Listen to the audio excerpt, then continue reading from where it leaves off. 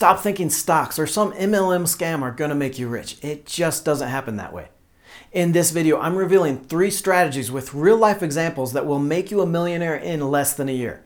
In fact, I used one of these to make over $20,000 in 2 months, and I'll show you exactly how to set it up.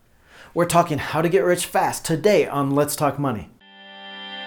Beat debt, make money, make your money work for you, creating the financial future you deserve. Let's Talk Money. Hey Bowtie Nation, Joseph Hogue with the Let's Talk Money channel here on YouTube. A special shout out to everyone in the nation. Thank you for spending a part of your day to be here. If you're not part of that community yet, just click that little red subscribe button. It's free and you'll never miss an episode. Nation, this is going to be an epic video, a follow-up to one of the most popular videos on the channel and something you've been asking for more information on. You see these videos on how to get rich all over YouTube, but most are those multi-level marketing scams or things that actually take years to do. Instead, I've got 3 strategies that can make you a millionaire in 1 year. 3 investments that you can try that will make you rich in 2020. In fact, I used one of these to make over 20 grand in 2 months, and I'll show you exactly how I did it. I'll also be sharing real-life examples from the other investors in each of these strategies. Now, I have to warn you here because this isn't some spammy get-rich-quick channel. I'm sharing these ideas with you because they are legitimate investment strategies, and they do work, but I don't want you to think that I'm saying you should use these strategies. Now let me explain that, and I'll get right into these 3 ways to get rich. Each of these investments are extremely high risk. You can make 40 times your investment, or you can lose it all in just a matter of days. It's this kind of high risk, though, that brings that potential for those higher returns. Anyone that tells you they have a basic stock picking strategy that's going to make you rich, it's a scam they're trying to sell. Do not think that you're going to become wealthy on returns of even 15 or 20%, which is still unheard of in stocks over the long run. It just doesn't work that way. This chart shows how fast different annual returns are going to make you a millionaire on just a one-time $5,000 investment. Investing in stocks at that 8% annual return, that's the long-term average return on the stock market. That's going to take you 69 years to reach that $1 million payday. So I guess all the denture cream you can buy. Even a 20% return every single year is going to take 27 years to get to that 7-figure status. That's not bad again, but you're going to be the most popular person at that Shady Acres retirement home. It's not until you get to those returns of 50% a year or more that you really start growing your wealth. On a 500% return, you turn that 5 grand into over $1 million in less than 3 years. So I'm going to be showing you 2 very high-risk strategies, but as a bonus, I've got one more idea that doesn't involve as much risk, but can still make you ridiculously wealthy. Our first here, futures trading, is probably my favorite because it's worked so well for me in the past, and I know a lot of investors that have literally become millionaires on this one asset. Now, futures are a different kind of investment. These are financial contracts to buy or sell something at a fixed price and at a fixed date in the future. You're not buying anything now, but are instead committing to buy or sell at that price in the future. Now, most futures contracts are actually used to reduce risk for a company or an individual. For example, a company that has to pay for materials from Japan in 3 months might buy a futures contract for yen against the dollar. This way, if the yen increases versus the dollar in that period, they make money on that futures contract to cover the increased cost that they're going to have when converting their dollars to yen to make that purchase. Another example here is a farmer might sell a futures contract on their September corn harvest. Basically, they're going to be locking in the price for that harvest by agreeing to sell the corn at a specified price. But futures can also be used to make you a lot of money. Investors can buy or sell futures if they expect the price of a commodity to move up or down in the coming months. Now, the way this makes you rich is in that huge leverage available in the futures market. The way the futures market is set up, you can get leverage of 20 to 30 times your money. Now, this means you can buy a futures contract worth hundreds of thousands of dollars for just a few grand. For example, every contract for West Texas Intermediate is for 1,000 barrels of crude oil. Now that means that at a current price of around $60 a barrel of oil, one contract would cost $60,000. But you actually only need to put down in a futures contract about $4,000 to buy or sell that contract. That's 15 to 1 leverage, and the amount you need changes depending on the month contract you buy, so you can get as high as 20 to 1 times your money. So think about that for a second. With just 8 grand, you can buy 2 futures contracts to buy crude oil in January for $58.44 a barrel. Now, those 2 contracts would give you the right to buy 2,000 barrels of crude for $116,880 at that time. But you'd only need to put down that $8,000 into your account. If the price of crude went to $70 a barrel, those 2,000 barrels are now going to be worth $140,000. You could sell that contract and make $23,000 on that $8,000 investment for a return of almost 200% in less than a month. Trading futures is actually how George Soros became insanely rich, like $8.3 billion net wealth rich. The year is 1979, and Europe is trying to make a system for how these different currencies exchange for each other in the European Union. Britain initially declined to join the system, but later joined and set a rate for 2.95 Deutschmarks, that's the German currency, to each pound. The problem was that inflation in the UK was 3 times what it was in Germany, and interest rates were at 15%. Now, that runaway inflation should have weakened the pound, but the government was increasing rates and spending billions of dollars to support the British currency and keep that value right around the 3 Deutschmarks level. Of course, currency traders saw what was happening. They knew the British central bank couldn't keep spending that kind of money to support the currency. Soros had a short position as high as $10 billion at one point. He was selling futures contracts on the pound, but of course with that leverage, he only had to put up a fraction of this money. When the government finally admitted it couldn't support the currency anymore, the pound crashed and Soros became known as the man that broke the Bank of England, making $1 billion on the bet. Now, I myself don't invest in futures all the time, but I've made some pretty good plays as well. Crude oil was getting absolutely crushed through 2015, and by early 2016 had reached $26 a barrel. By March, though, it was clear that the price was rebounding, so I bought 3 contracts on May delivery for $38 a barrel. I put just $7,000 in my account to cover these 3 contracts, worth $114,000 in crude. By May, crude oil had rebounded to $45 a barrel, and I was able to sell these contracts for $135,000, or a net gain of $21,000 in just 2 months. You can make a lot of money in futures, but I don't want you to think that this is easy or without risk. If you're using that 20-to-1 leverage, then a 5% drop in the price can totally wipe you out, just like a 5% increase is going to double your money. This is why you really need to specialize in one particular commodity if you're going to get into futures trading.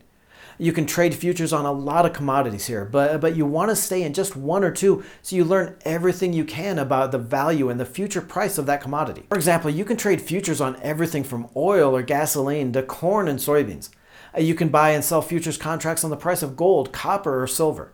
You can even bet on the changes in currency values like the value of the dollar against the pound or against the yen. If you stay in just one commodity, say oil futures, you can spend all the time you need learning about the supply and demand picture in crude. You'll get a deeper understanding of where prices could be in a month and can make better futures bets. Again, I'm not going to tell you that trading futures is easy. Okay, there is a reason why I don't trade futures anymore. Unlike stocks, which are only open to investing about 8 hours a day, futures prices change 23 hours a day. And there would be times when I was trading futures that I'd wake up at 2 a.m. to see how some Chinese economic data came out and how my copper futures were trading. It is truly a global market, and futures can be a high-stress investment. If you do decide to trade futures, though, you can trade on just about any online investing platform. So I've used E-Trade and Ally in the past, and here one of my favorite platforms, Webull, is getting futures trading soon. Now, I understand trading futures is more than a lot of people want to get into, so this next one is going to be more straightforward. I actually warned investors in late 2017 against Bitcoin and suggested shares of AMD and Square as alternatives.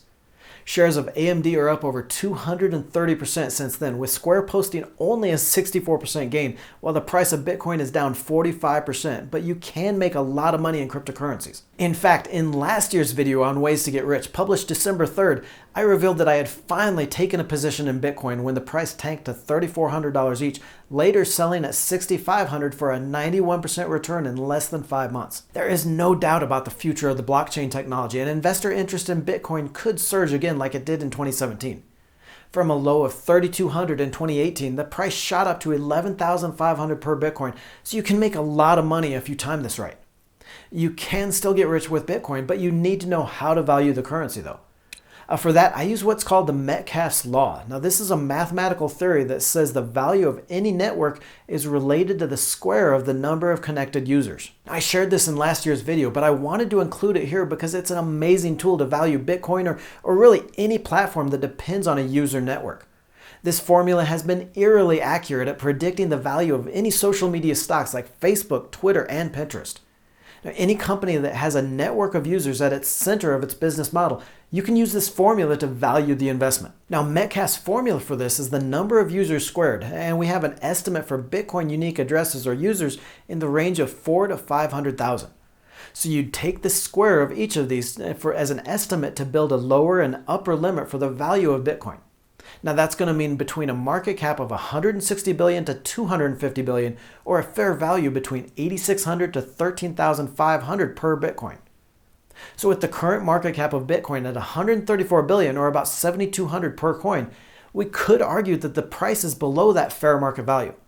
Now this could be why the price seems to have found solid support around that $7,000 per Bitcoin area and has even made a run higher over the last year. Now let's be clear though, I'm not going to be running out to put all my money in Bitcoin, just like I don't have a lot of money in futures trading. I'll probably wait for a pullback in Bitcoin to maybe around $6,500 before taking another position, just to be on the safe side, and then let it run to maybe 11,500 or higher before selling. Now that's not going to make me rich, but it is a strong 77% return, and I have no doubt we will eventually get another Bitcoin bubble that just takes prices up past its 2017 high. As for buying Bitcoin, I'd recommend using the larger exchanges like Coinbase or an investing platform like Webull. For our third way to get rich, I want to open it up to an idea that's more business related. Now there is no doubt you can get rich in these leveraged assets like futures or with something like Bitcoin where the price can rise or fall 20% in a day. But I feel like it's more of a crapshoot. It's more like gambling than actually creating a plan to get rich. So for this next one, I want to focus on creating something that can become absolutely huge, creating a mobile application. Now what surprised me researching for this is that you don't have to be a computer nerd to create a mobile app. You just need the idea. We'll look at the process for outlining your idea, doing the market research, and then writing up a plan. But when it actually comes to creating that app, you can hire freelancers online to code the app on the cheap. And as much as I love investing and talking investments, this is where the money's at.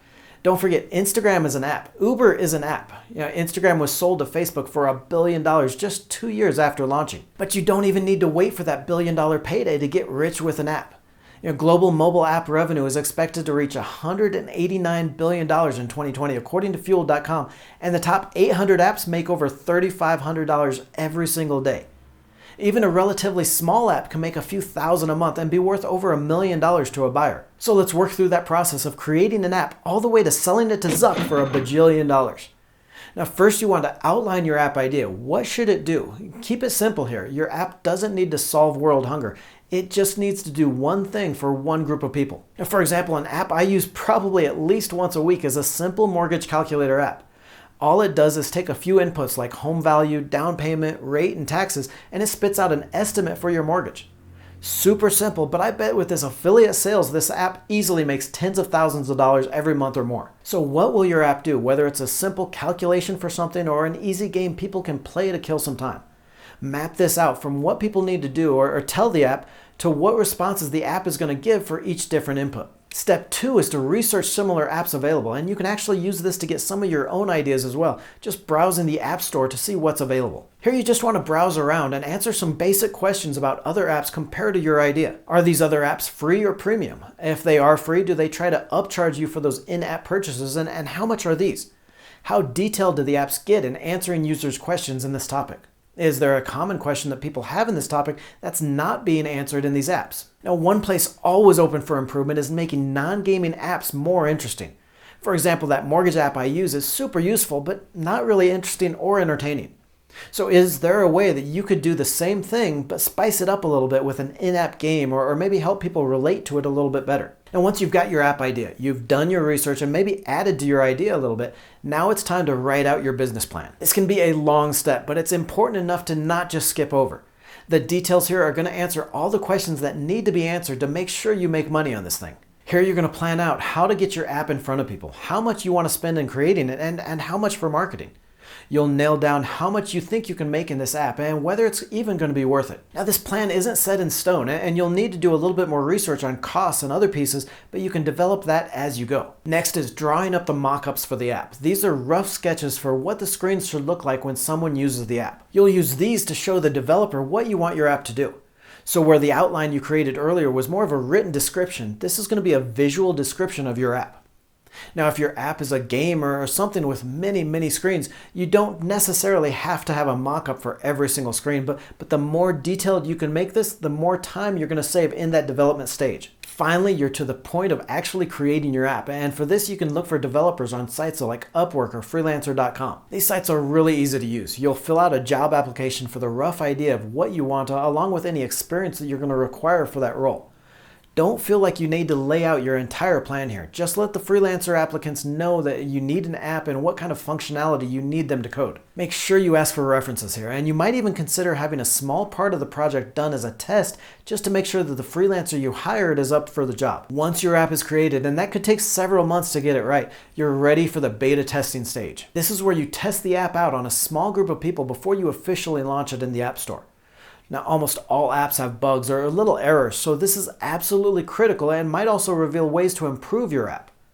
And for most apps, you don't need more than maybe 10 to 20 beta testers at the most. You just need people to work through the app or play through the game, giving it about an hour to use and noting down any of their experience or bugs. You'll also want to put together some questions that you ask these testers afterwards to see how they liked the app or maybe functions that they didn't get. After your beta launch, you're ready to get that app available large scale and make some money. Now, this is where your business plan comes in handy, how you planned on marketing the app and making money on it.